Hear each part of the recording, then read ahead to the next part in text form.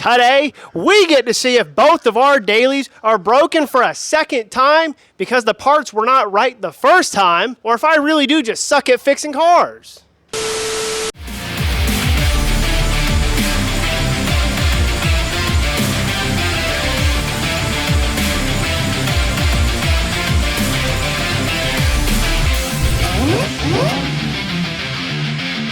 What's going on, everybody? Welcome back to the Koozie Time YouTube channel.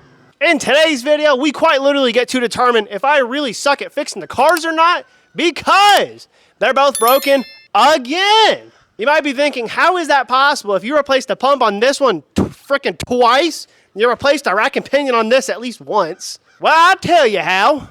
Actually, I don't know how, but you know what? I tried to fix these cars. I tried to fix the Honda. I tried to fix the Jeep. You notice I didn't smack it very hard because it's crumbly. Sorry, Jeep. We're going to dive into this issue. We're going to digress it Ow! Sorry, that really hurted. We're going to find out what the hell's wrong with these cars, man. Oh my goodness. Come on in here. Let's get a look on the Jeep first. Let me get some explanation for you. All right, check it out. First problem of the day. If you notice that nice new pump, guess what? How shiny it is, how glossy looking it is because it's covered in fluid. Can anybody guess why it might be covered in fluid again? That's because it's busted. Hold on. So hot out here, my damn glasses are falling off. Ew. The pump is busted again. I don't know why. I literally did it twice. But I noticed was it yesterday, day before, honey? I think the day before. I think it was the day before that. Check it out. Look. This right here, the hose is good. I promise you it's good. The hose are always good. You said what, honey? Because you like them hoes. I love them hoes, and them hoes love me. What song is that from? I don't know. But anyway, look, the pump here, it's leaking from this guy. I come out here a couple days ago, and I thought, you know what? Why does the pump look so oily even still? Like, it's secured, it's tightened up. Apparently, this bolt right here free spins because either the bolt is stripped or the pump is stripped inside of the pump. So, that about explains that one. It leaks out of this hole right here, if that didn't explain it enough for you. And I tell you what, I've about had it putting the fucking pumps on the Jeep, man. Look, these are not the easiest thing to do. It's doable. It probably takes about an hour or two. It's not a humongous deal, but it's not that fun. It's sweaty. Look, dude, I'm literally,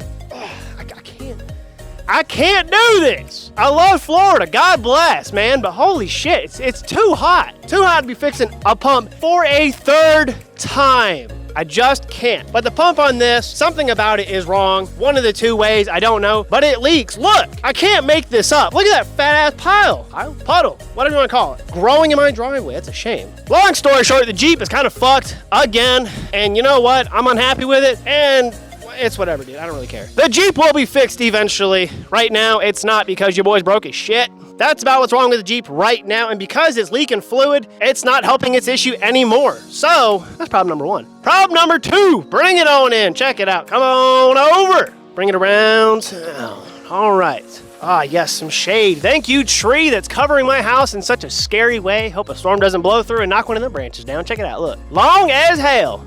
Something which my wife would say. It's a joke, get over it. All right, car number two, problem number two. Look, I made it taller. Wow. I got really tired of door dashing, and every time I go over a speed bump, the car would literally get stuck. I'm not kidding. If the speed bumps were tall enough, it didn't work. The car would get stuck, and I got really lucky that I didn't get too far over and I could back over. So I took the coilovers and I raised them like 3 inches up because why the hell not? Now that's not the problem. The problem is the rack and pinion I tried to fix on this car despite the freaking rain, dude. The rack and pinion that I bought and replaced part for part, line for line. I had it all good and dandy. I thought, you know what? Job well done. Car's gonna be fixed. It's not gonna create another power steering puddle in my driveway, and I can use the Honda whenever I need to. No. No, the very next day, I go on down to town. I go to the car shop. I get the car. What's the right term? Yeah, we go on downtown, get the car, get an alignment.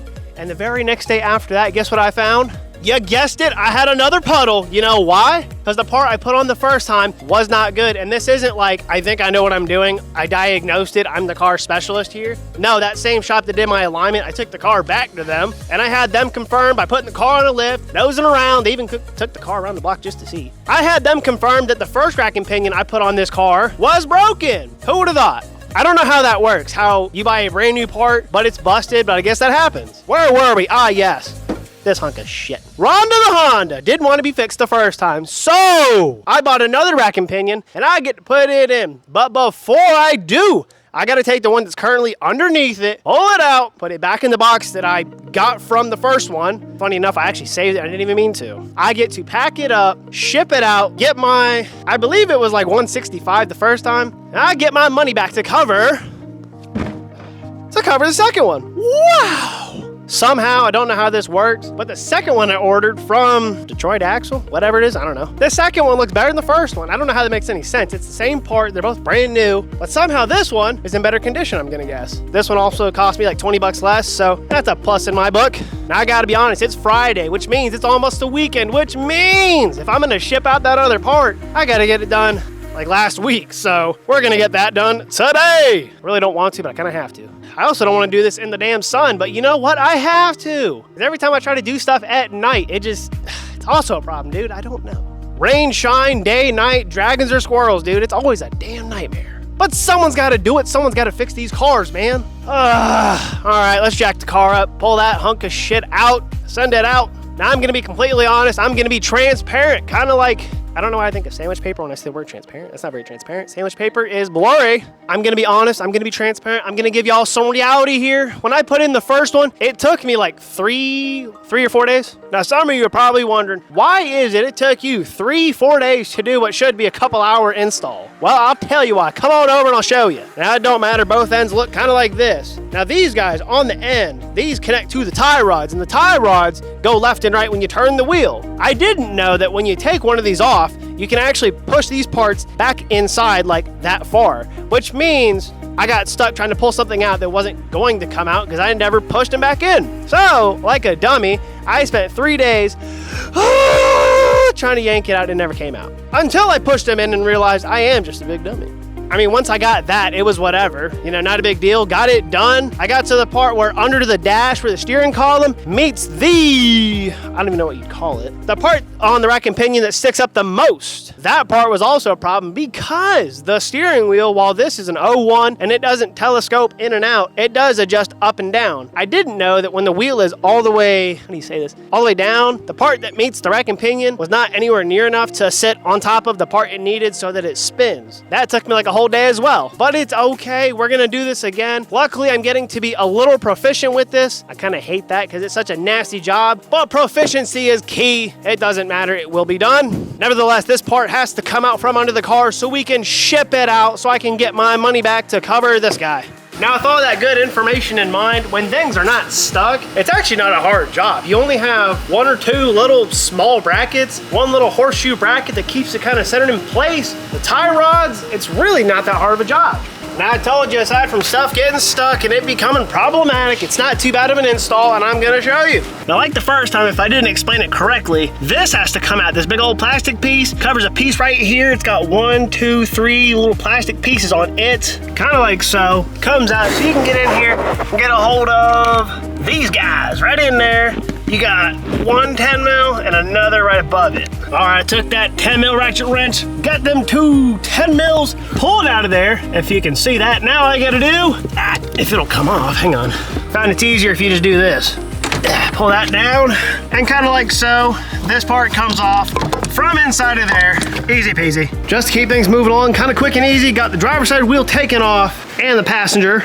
Now the next step in this process is we gotta take off the tie rods on both sides. Kind of like that, we have passenger tie rod and the driver's side tie rod disconnected. All right, kind of like I explained before, it's really simple down here. It is 1 here, 1 there. 2, you got this guy, it's a 1, 2, 3 piece. And on the driver's side, you got a big old, where the hell is it? Aha! This one's a 5-bolt piece, if you can't tell. It's 1, 2, 3, 4, and 5, somewhere up yonder. And that's really about it. Then you scooch in the frickin' ends of the arms, and it should fall out from the driver's side, kind of, sort of. I'll show you. Oh, there goes that one.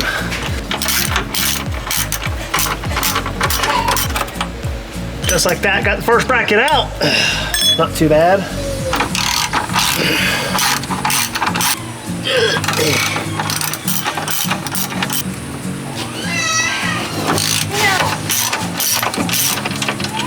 All right, got that second one out. And finally, the bracket with the 5 bolts that happens to be under the greasiest part of the car. I'm hoping I don't get dripped on too much while I do this.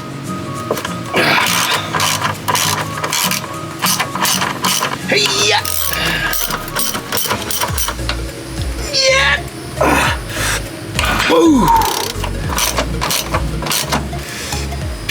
Oh, there she goes. Hope that didn't break. Ah! Scared the fuck out of me. Now that I got this bracket out, the other 2 brackets out, now I gotta take apart the catalytic converter, or at least disconnect it right in the middle, so I can pull the rack and pinion all the way out, get it out, pack it up, call it a day. Now to disconnect it. Yeah. Sheesh. There we go. Now, like ever, I don't claim to notice everything all the time, but as I noticed to do the tie rod, I forgot I gotta do the power steering lines. So I'm gonna do those first. All right, went ahead and got them lines disconnected, and as you can tell, it's a damn mess. Holy shit. Can't wait to stop fucking dealing with this problem.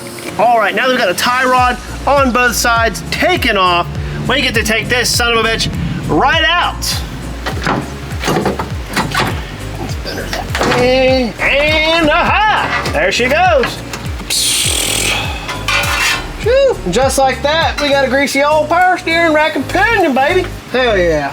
All right, now that we got this old nasty part, I shouldn't even say old nasty part, it's kind of the new nasty part. Now that we got this part out, we're gonna put it back in the old box that I taped up all well and dandy and have it sent out to FedEx, wherever the hell that is, so I can get this returned, get my money back. Now we're gonna shove this new one in, and hopefully it works better than the last one did. 1 hour later. Now with my luck, it would happen to be that we wrap the box up, take it into town just for FedEx to say, hey, by the way, if you don't have a QR code, we can't help you out. They couldn't ship my label or nothing. They told me, get fucked, buddy. So FedEx, fuck you. Disrespectful, you assholes. Waste a fucking trip for nothing. So now I gotta wait till tomorrow, go to the library, print it out, slap it on the package, and then go to FedEx. But in the meantime, I can put the new part on. All right, here we go, check it out. It honestly looks like it's in so much better shape. This one does look like it's in way better shape, and I tell you what, if this doesn't fix my problem, I don't know what I'm gonna do. We're junking I'm really Honda. tired of putting rack and pinions on a freaking Honda, dude. It is a pain that I'm tired of dealing with. I will say this one, in comparison to the other one that was still new, this does look pretty new, I will say. So this shouldn't be a problem. All right, arguably the worst part of the job is the power steering lines, but as you can see, they're all connected, finally. Having to use these damn crow's foot sockets, man, what a pain. Sorry, it was getting too dark, folks. I'm trying to hurry, but the suns are going down. All right, now that we got some good light, let's see if we can get this going.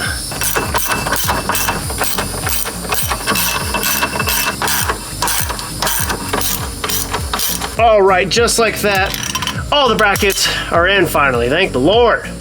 Now that everything is situated and locked tight, we can go ahead and put the tie rods on. And as soon as these are on, I can connect the steering column to the top of the rack and pinion, and then it's all good and done, and I can just give up. Yeah, get it there. You know, I probably ought to replace this tie rod as well, but you know what? I don't give a shit. It still does the job somewhat. Like so. Shove it in. The next morning. All right, truth be told, folks, we were working on the car. I got the tie rods on, and then it freaking rained on us, and it was dark, and I was tired as hell. Spent all day working on that poor car, you know what I'm saying? Goodness gracious. But nevertheless, we got the part on, that's all that matters. Hopefully now it doesn't leak, and if it does, I don't know what I'll do. I just know that I'm not doing it a third time, because that was terrible. Oh my goodness. What'd you think, Cooper? Moral support, you know what I'm saying? You were doing a good job over there. Big feller. The sun a little bright, I'm sorry. Despite having bad weather and it getting dark, we ended up getting the car put back together sometime this morning just because I wanted to see it done. But since we got the car all put together and the rack and pinion put back on, I guess that about wraps it up for this project. And then we're at Cooper. Yeah. And that is gonna wrap it up for this video. If you enjoyed watching today's video, be sure to hit that like button. And if you haven't already, subscribe to the channel so that you don't miss out on any of the great videos that we put up every week. And as always, we thank you oh so much for watching. Be sure to stay tuned for next week's video.